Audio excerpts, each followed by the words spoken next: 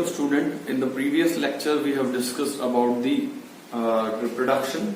What is reproduction? Different modes of reproduction. We have also discussed about in detail some different types of asexual reproduction. For example, budding, fragmentation, and then we have also discussed about the third one, that is fission, binary fission, multiple fission. Now we are going to discuss about two more methods of asexual reproduction in living organisms, and that is mainly animals. And the next one is sporulation. Sporulation is the process of spore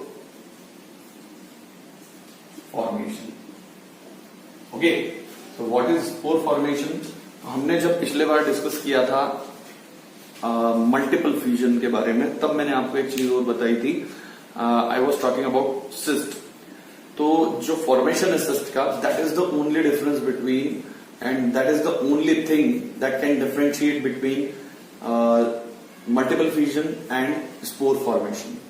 actual में क्या होता है multiple fusion? जैसा कि हमने पढ़ा, तो multiple fusion में हमने पढ़ा that it is the process of reproduction in which a new organism और a single cell will produces many cells by division, जिसमें हमने प्लाज्मोडियम का एग्जांपल लिया था. तो यहां पे भी वैसा ही कुछ सेम प्रोसीजर होता है. दैट मीन्स इसके अंदर भी मल्टीपल फ्यूजन टाइप ही प्रोसेस होती है, जिसमें कई सारी सेल्स का फॉर्मेशन होता है. But the only difference is that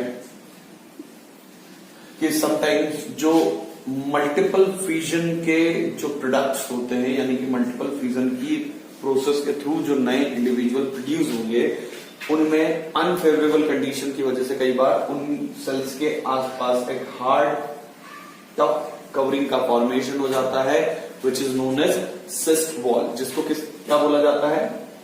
cyst wall बोला जाता है. ये सिस्ट वॉल एक्चुअल में क्या होती है? So this particular cyst wall is a tough protective covering which provide protection to the cell during unfavorable condition.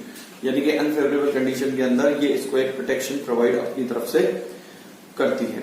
ठीक है, प्रोटेक्शन कैसे प्रोवाइड करती है? तो जब तक सिस्ट वॉल यानी कि बहुत टफ कवरिंग होती है, तो जब तक अनफेवरेबल कंडीशंस रहेंगी. अनफेवरेबल कंडीशंस यानी कि वो कंडीशंस जहां पे कोई भी लिविंग ऑर्गेनिज्म या वो पर्टिकुलर लिविंग ऑर्गेनिज्म ग्रो नहीं कर सकता, उस पर्टिकुलर कंडीशन के अंदर ये सिस्ट का फॉर्मेशन होता है और ये सिस्ट उसे उस अनफेवरेबल कंडीशन के अंदर प्रोटेक्ट करके रखती है. So this is the process of spore formation. और इसमें यदि हम एग्जांपल देखें तो ये आपको कई सारे मोनेरन्स के अंदर ये प्रोसेस देखने को मिलेगी as a mode of reproduction. कई सारे जो प्रोटिस्टन्स हैं, प्रोटिस्टा किंगडम से बिलोंग करते हैं ऐसे एनिमल्स, उनमें भी देखने को मिलेगी. And it is also seen in the case of amoeba. Amoeba के केस में भी ये प्रोसेस आपको देखने को मिलती है. ठीक है, so this particular process is spore formation and is also known as sporulation. इसको स्पोरुलेशन भी बोला जाता है. The next process which we are going to discuss about is gemmule formation.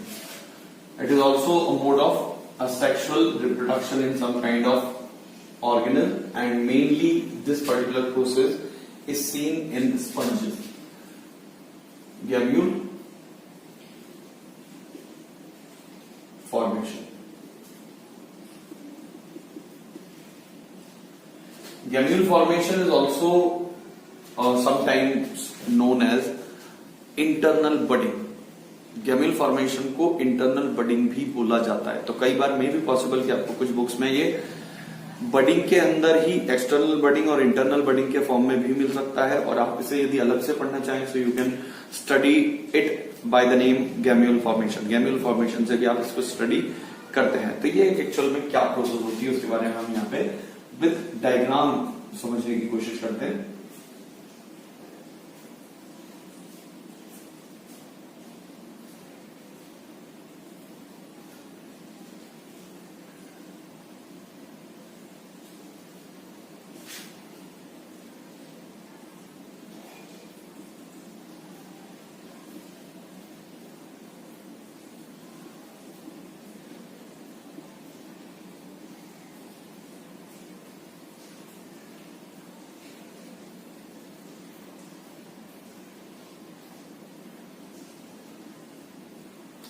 These are actually monaxen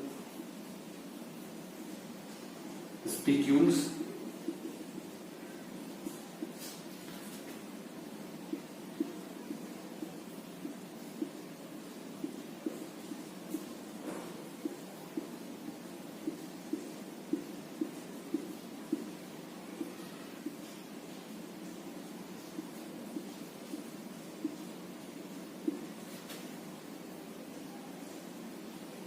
ध्यान से देखते चलें।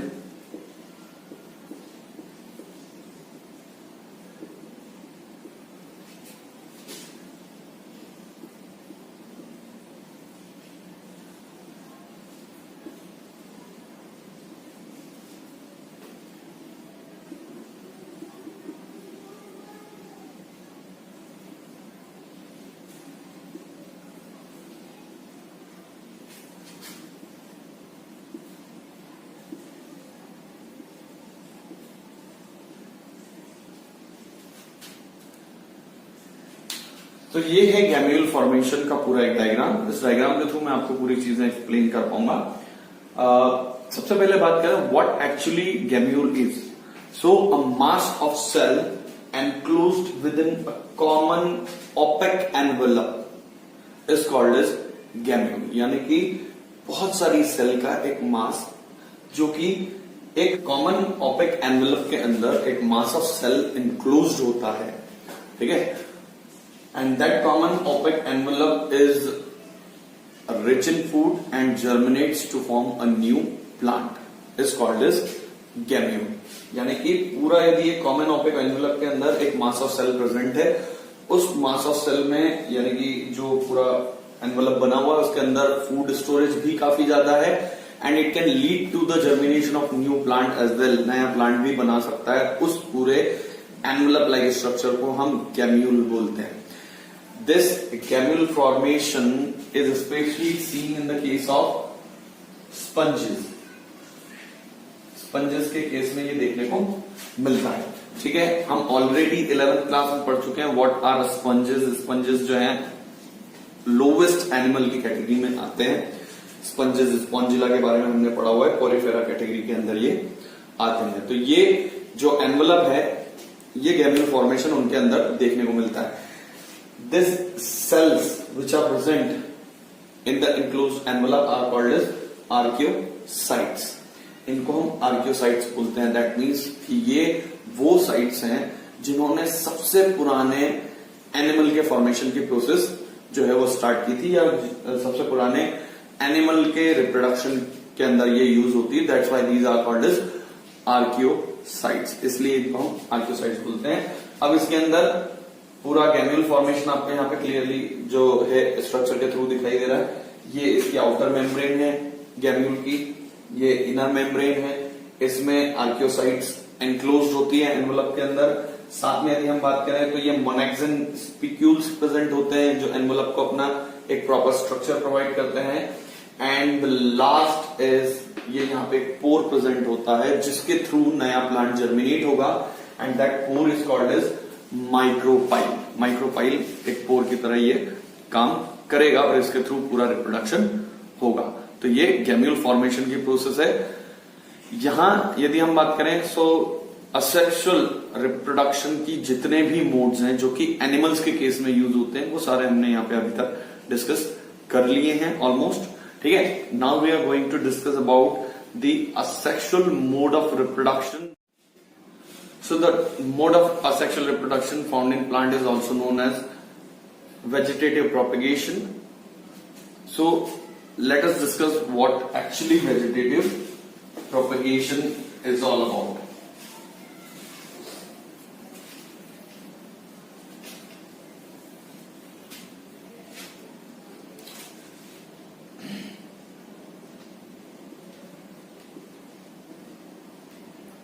Vegetative propagation. तो पहले हम ये डिस्कस करना चाह रहे हैं कि एक्चुअल में वेजिटेटिव प्रोपगेशन क्या होता है, ठीक है।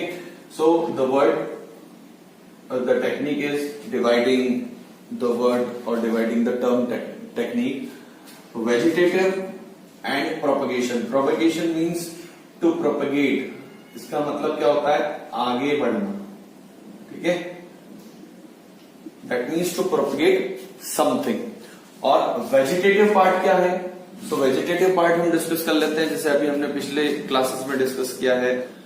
So we have already discussed about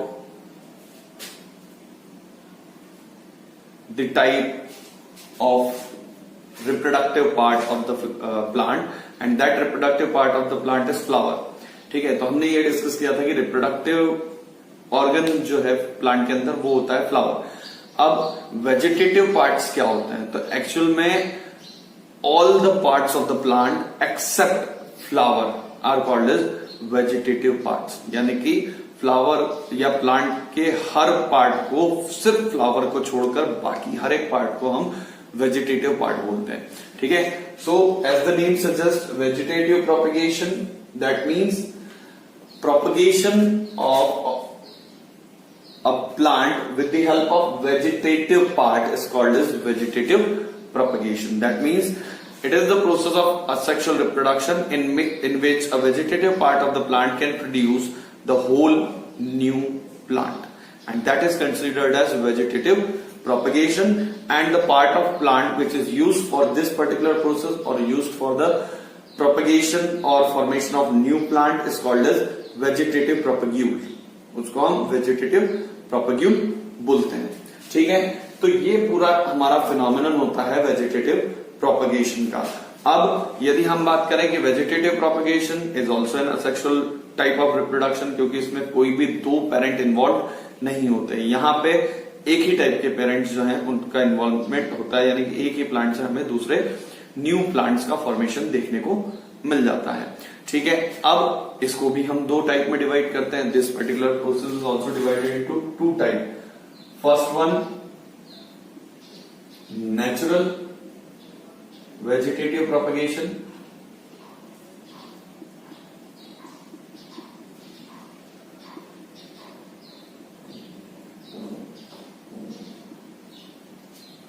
and another one is artificial vegetative propagation.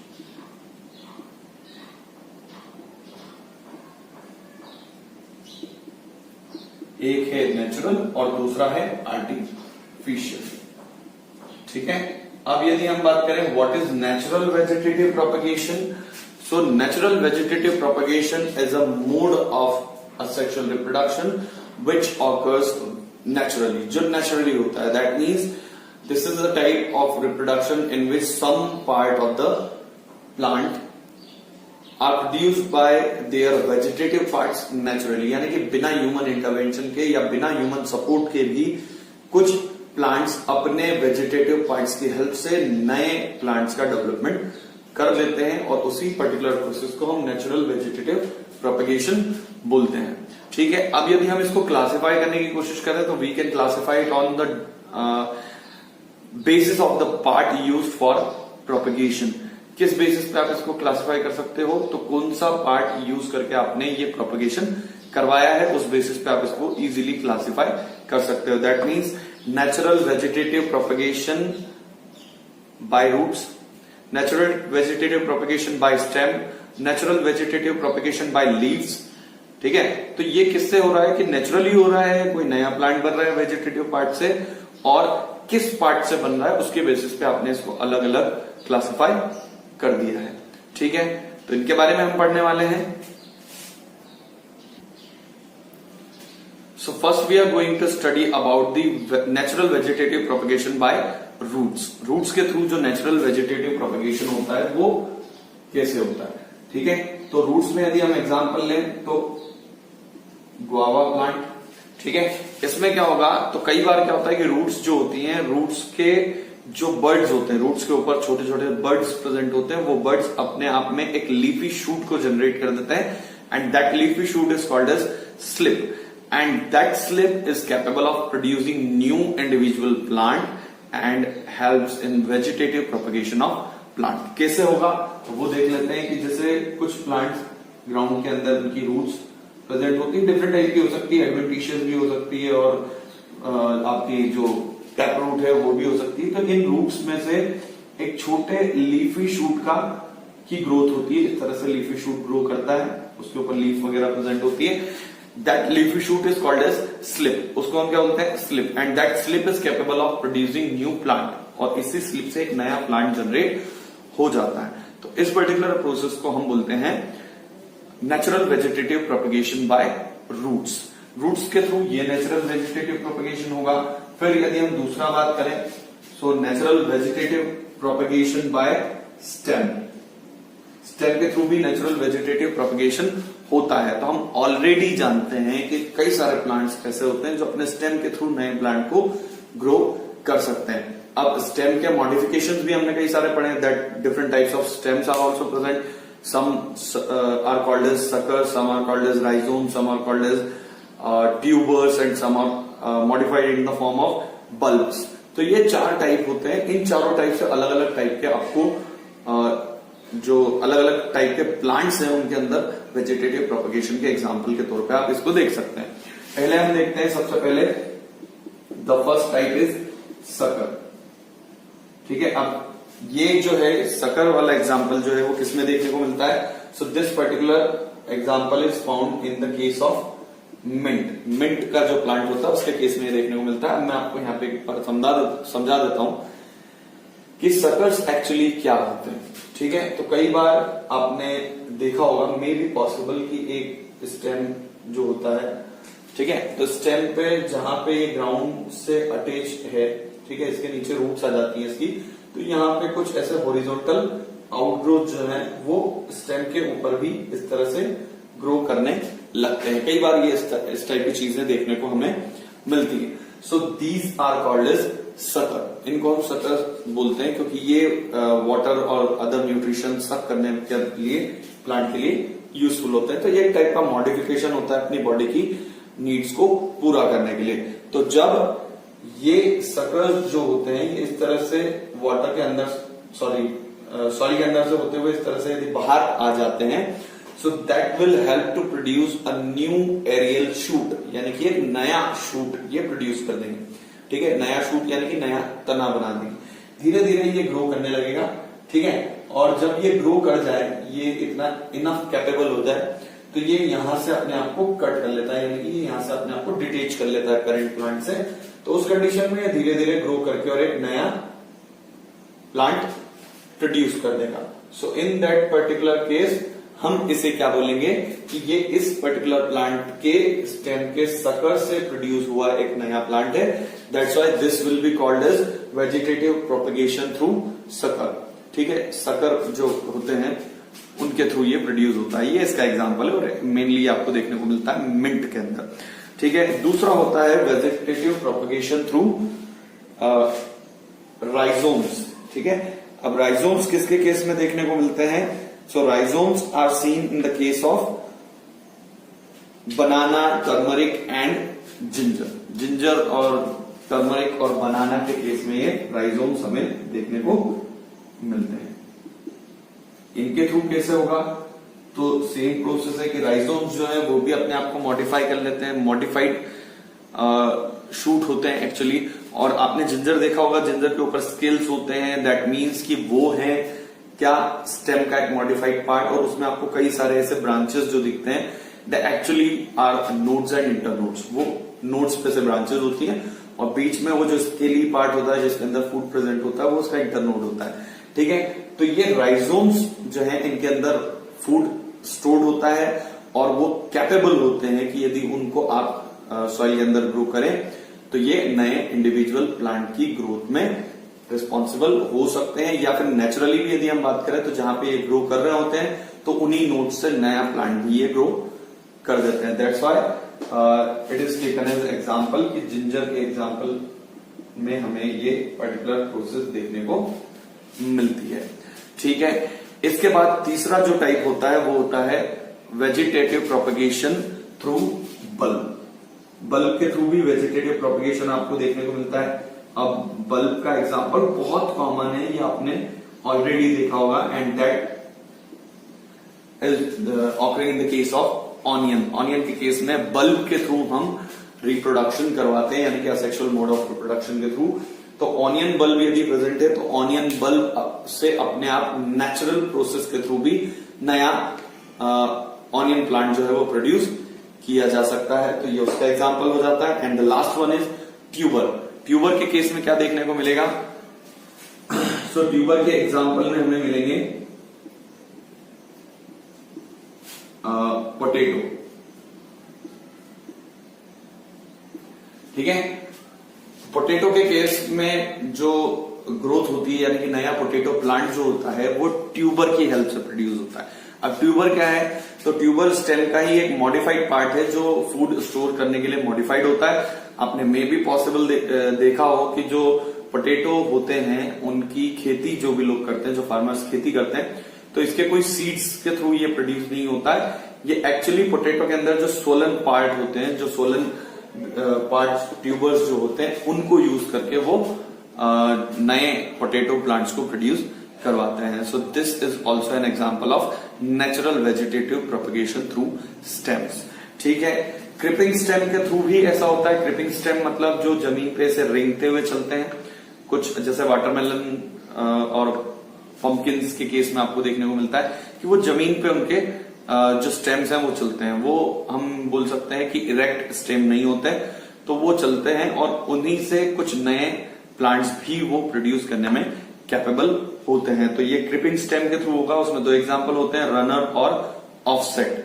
ठीक है, फिर इसके बाद बात करें तो एरियल स्टेम के थ्रू भी नए प्लांट का प्रोडक्शन आपको देखने को मिलता है, as in the case of opuntia. Opuntia के केस में ये एग्जांपल आपको देखने को मिलेगा कि ओपनशिया का यदि एरियल स्टेम भी हम किसी जगह पर यदि देखते हैं तो वो एरियल स्टेम ही खुद नए एक प्लांट को बनाने में कैपेबल होता है नेचुरली। ठीक है, बल्बिल्स के थ्रू भी ये प्रोसेस पूरी होती है। तो ये डिफरेंट पार्ट्स जो हैं यूज होते रहेंगे, उन पर्टिकुलर पार्ट्स के थ्रू ये रिप्रोडक्शन की प्रोसेस चलती रहेगी। ब्रायोफाइलम में लीफ जो है उसी से नए प्लांट्स जो है वो प्रोड्यूस हो सकते हैं। तो हम ये बोल सकते हैं that it is a case of natural vegetative propagation through leaf. ठीक है, लीफ के केस में भी ये होता है। अब ये तो बात हो गई नेचुरल वेजिटेटिव प्रोपगेशन इन फेवरेबल कंडीशन, यानी कि सारी कंडीशंस फेवरेबल है प्लांट की ग्रोथ के लिए, बिल्कुल इजी है। तो इस टाइप से वेजिटेटिव प्रोपगेशन होगा। But what about natural vegetative propagation in unfavourable condition? Unfavourable conditions के अंदर नेचुरल वेजिटेटिव प्रोपगेशन किस तरह से होने वाला है, ठीक है, उसके बारे में हम यहाँ पे डिस्कस करेंगे। ओके, देख लेते हैं ये क्या प्रोसेस होती है।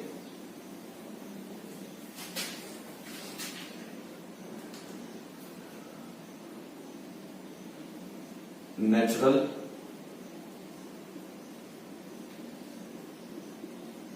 Vegetative propagation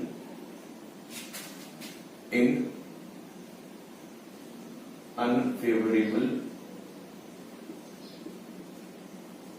conditions। Unfavourable conditions यानी कि वो कंडीशंस जो प्लांट या किसी भी ऑर्गेनिज्म की ग्रोथ के लिए सुटेबल नहीं होती, तो उस पर्टिकुलर कंडीशन में किस तरह से ग्रो करेंगे। So in that condition, some different types and different modes of reproduction are used.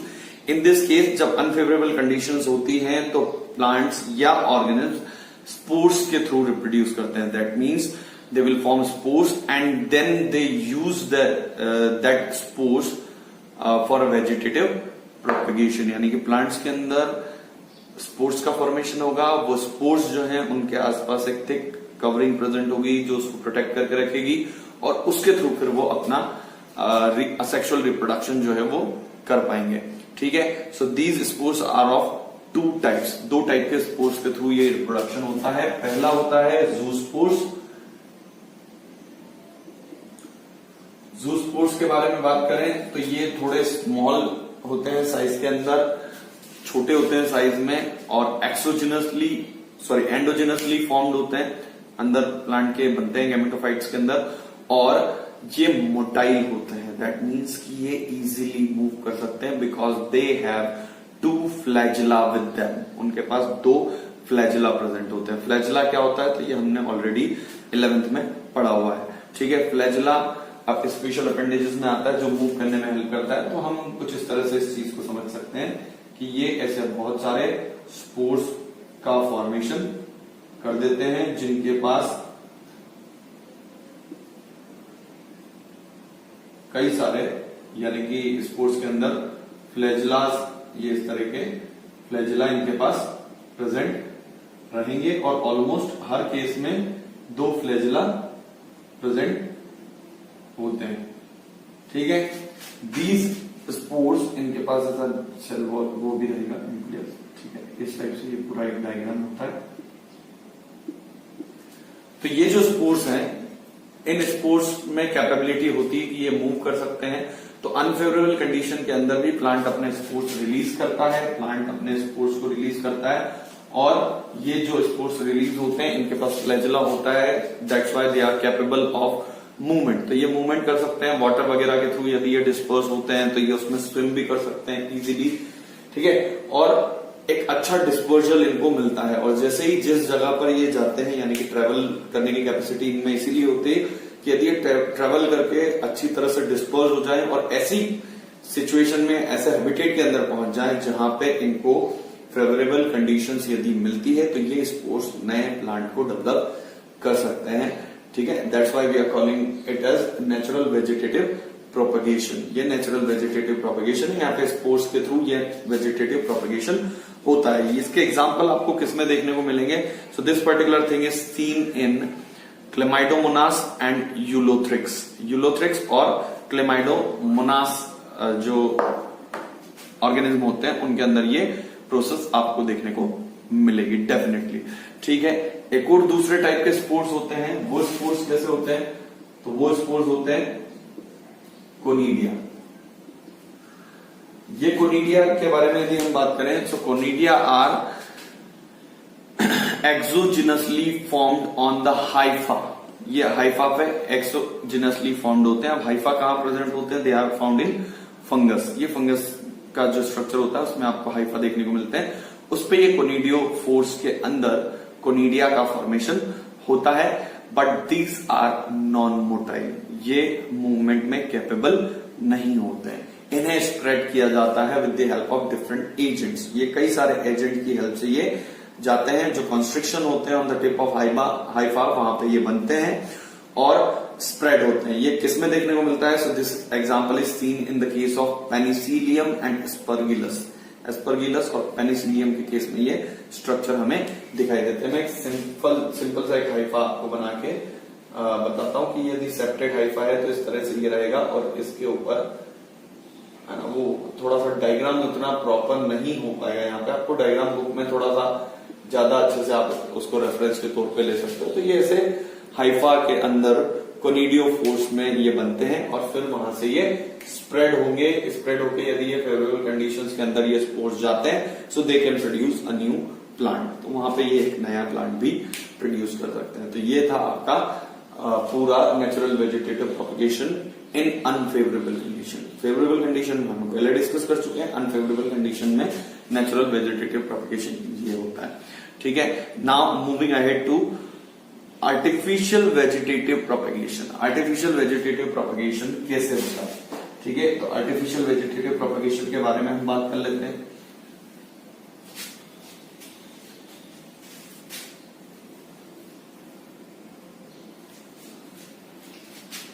ठीक है, artificial vegetative propagation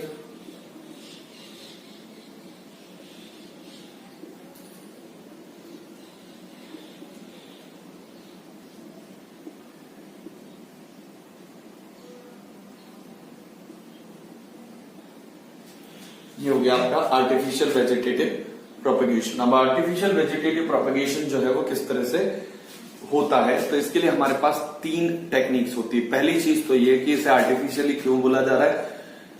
because in this particular process vegetative part is used for the production of a new plant, but that process is done by human intervention. Humans इस process को करवाते हैं, that's why we are calling it as artificial vegetative propagation. और ये 3 techniques के थ्रू complete होती है and these are cutting, second layering, and third one is grafting. ये तीन प्रोसेस यहां पे देखने को मिलती है। अब तीनों को मैं यहां पे आपके सामने एक्सप्लेन कर देता हूं।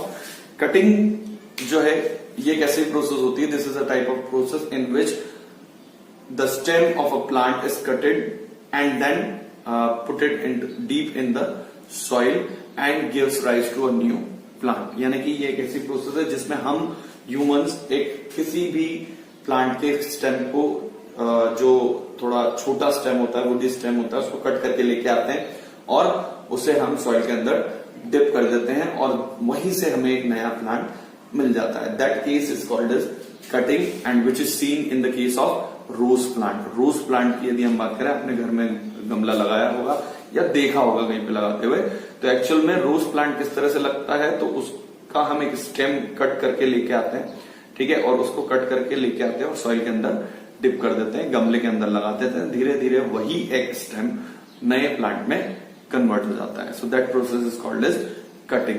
दूसरी प्रोसेस होती है लेयरिंग। लेयरिंग की प्रोसेस में क्या होता है, तो यहां पे भी ह्यूमन इंटरवेंशन जरूरी होता है। जैसे कई सारे प्लांट्स होते हैं जिनके अंदर हम एक छोटा प्लांट ही कंसीडर करते हैं यहाँ पे, तो कई सारे प्लांट्स हैं जिनके अंदर जो श्रब्स की कैटेगरी में आते हैं, तो उनकी लीव्स यहाँ पे इस तरह से ये प्रेजेंट होते हैं, या स्टेम भी यदि हो, ठीक है, मैं डायरेक्टली आपको समझाने की कोशिश कर रहा हूं। तो यहाँ पे एक ब्रांच जो है, उस पर्टिकुलर ब्रांच को इस तरह से डिप करके और सॉइल में ऐसे निकाल लिया जाता है, ठीक है। यानी कि ये काम कौन कर रहा है? ये काम हम कर रहे हैं, ह्यूमंस कर रहे हैं। और सॉइल के हीप के अंदर, यानी कि मिट्टी का एक ढेर भी हम उसके ऊपर लगा देते हैं इस तरह से पूरा, और उसका एक छोटा सा हिस्सा ऊपर की तरफ निकाल देते हैं। तो उससे क्या होता है कि धीरे धीरे अभी नरिशमेंट पूरा इस पार्ट को भी किससे मिलेगा? पेरेंट प्लांट से। पेरेंट प्लांट से मिलता चला जाएगा, धीरे धीरे ग्रो कर रहा है, ग्रो करके सॉइल हीप से बाहर आएगा, ठीक है। फिर यहाँ पे नरिशमेंट और ग्रोथ के टाइम पे धीरे धीरे ये सॉइल के अंदर क्योंकि डिप कर दिया गया है, तो ये अपने ऐसे छोटे छोटे रूट्स डेवलप कर लेगा, ठीक है। फिर जब इसके रूट्स डेवलप होंगे तो ये यहां से अपना नरिशमेंट लेने लगेगा। जब नरिशमेंट लेते हुए ये इतना मैच्योर हो जाए कि अपना मेंटेनेंस खुद कर सकता है, तो ह्यूमंस इस कनेक्शन को कट कर देते हैं, और जैसे ही हम इसे कट करते हैं तो ये इंडिविजुअल प्लांट बन जाता है, यानी कि एक नया प्लांट बन जाता है। That's why the process is called as layering and comes under artificial vegetative propagation, ठीक है। And the last one is grafting. Grafting एक ऐसी प्रोसेस होती है जिसके अंदर हम एक ही प्लांट से कई डिफरेंट टाइप्स के फ्रूट्स जो हैं वो प्रोड्यूस करवा सकते हैं वेरी इजीली। अब क्वेश्चन ये अराइज होता है कि सर ऐसा कैसे हो सकता है? सो ऐसा हो सकता है। अभी रिसेंटली कुछ 1-2 साल पहले की ही बात है, महाराष्ट्र में किसी पर्टिकुलर पर्सन का नाम Guinness book of world record में भी आया था। मैंने ये न्यूज में ये स्टोरी पढ़ी थी। Guinness book of world record में उनका नाम दर्ज किया गया। क्यों? Because he is a person who has produced 50 different types of fruit from the same tree. एक ही पर्टिकुलर ट्री, एक ही पर्टिकुलर प्लांट से 50 अलग अलग तरह के फल उन्होंने एक ही पे लगाए। ये कैसे हो सकता है? So that is only possible with the help of grafting process. Grafting process के थ्रू ये हो सकता है। क्वेश्चन ये अराइज होता है कि सर इस प्रोसेस में होता क्या है, ठीक है। तो इस पर्टिकुलर प्रोसेस में मैं यहाँ पे एक एग्जांपल आपको देता हूँ, ठीक है। ये एक ऐसी प्रोसेस है जिसके अंदर हम आम के अंदर जाम लगा सकते हैं। दैट मीन्स मैंगो ट्री के अंदर भी हम गुआवा फ्रूट प्रोड्यूस करवा सकते हैं, ठीक है। किस तरह से ये प्रोसेस होगी? तो हम किसी भी एक ब्रांच को कंसीडर करें, ठीक है। ये मैंगो ट्री की एक ब्रांच है, तो उसे हमने कट कर दिया, ठीक है। अब कट करने के बाद यहां से हमने इसको इस तरह से पेरेंट प्लांट से डिटेच कर दिया, ठीक है। और अब एक दूसरे गुआवा प्लांट से एक गुआवा की जो ब्रांच है वो कट करके लेकर आया, ठीक है। अब इसकी कटिंग को थोड़ा सा और मॉडिफाई किया जाता है, ठीक है, डिपेंडिंग ऑन कि आपको कितना सरफेस एरिया चाहिए। तो ये कुछ इस तरह से इसको कट किया जाता है जिससे कि थोड़ा कॉम्प्लीमेंट्री शेप जो है वो डेवलप हो सके और दूसरी ब्रांच जो हमें यहाँ पे लगानी है उसको भी हम कॉम्प्लीमेंट्री शेप में कट करके यहाँ पे इस तरीके से अटैच कर देते हैं। ठीक है, तो ये इससे अटैच हो जाती है और अटैच करने के बाद इसे हम टाइटली बाइंड कर देते हैं, टाइटली पूरा टाई अप कर देते हैं। ठीक है, तो उससे क्या होगा कि धीरे धीरे, क्योंकि हमको ये पता है that plants have unlimited growth, plants के अंदर अनलिमिटेड ग्रोथ होगी, धीरे धीरे इनके बीच में कनेक्शंस डेवलप होंगे, यानी कि इसके जाइलम और फ्लोएम, मैंगो प्लांट के, मैंगो ट्री के जाइलम फ्लोएम इस ब्रांच के साथ कनेक्ट हो जाएंगे and in that condition they will provide the raw material to this branch also. इस ब्रांच को भी रॉ मटेरियल मिलते रहेंगे। अब इस ब्रांच को रॉ मटेरियल मिल रहे हैं वाटर और दूसरे मिनरल्स के फॉर्म में, तो ये उसको एब्जॉर्ब करता रहेगा और अपना ही फ्रूट प्रोड्यूस करेगा। तो उसकी वजह से इस बाकी प्लांट के अंदर क्या प्रोड्यूस हो रहा है, मैंगो, लेकिन ये ब्रांच अपने गुआवा फ्रूट को प्रोड्यूस करेगी। ठीक है, so by this method you can produce different fruits on the same plant और same tree and that process is called as grafting. इसको ग्राफ्टिंग बोला जाता है। ठीक है, so these are the different types of reproduction, asexual mode of और asexual type of reproduction which are found in the case of plants. ठीक है, तो ये यहाँ पे आर्टिफिशियल भी कंप्लीट होता है। एक और चीज इसमें माइक्रो प्रोपगेशन भी है। माइक्रो प्रोपगेशन जो है वो किस लेवल पे होता है, माइक्रोस्कोपिक लेवल पे। माइक्रोस्कोपिक लेवल पे दैट मीन्स कि हम एक प्लांट के अंदर, ठीक है, ये लास्ट वाला एक टॉपिक छूट रहा है माइक्रो प्रोपगेशन, उसको भी मैं आपको कंप्लीट कर देता हूं। सो माइक्रो प्रोपगेशन के केस में कैसे काम होगा, तो हम किसी एक पर्टिकुलर प्लांट से एक छोटा सा टिश्यू कलेक्ट करेंगे। ठीक है, सुपीरियर प्लांट से हमने एक टिश्यू कलेक्ट किया। This particular technique is also called as plant tissue culture. ठीक है, वो टिश्यू हमने कलेक्ट किया और उसको लेबोरेटरी में ले जाकर एक कल्चर मीडिया के अंदर, जिसमें सारे न्यूट्रिएंट्स अवेलेबल है, उस कल्चर मीडिया के अंदर हम उसको ग्रो करवा रहे हैं। हमें ये पता होता है कि प्लांट्स के अंदर मेरिस्टेमेटिक रीजन होते हैं जिसमें ग्रोथ लगातार होती है, तो वहां पे वो मेरिस्टेमेटिक सेल्स जो है वो ग्रो करती जाएंगी और एक अनडिफरेंशिएटेड मास ऑफ सेल का प्रोडक्शन होगा जिसको हम बोलते हैं कैलस।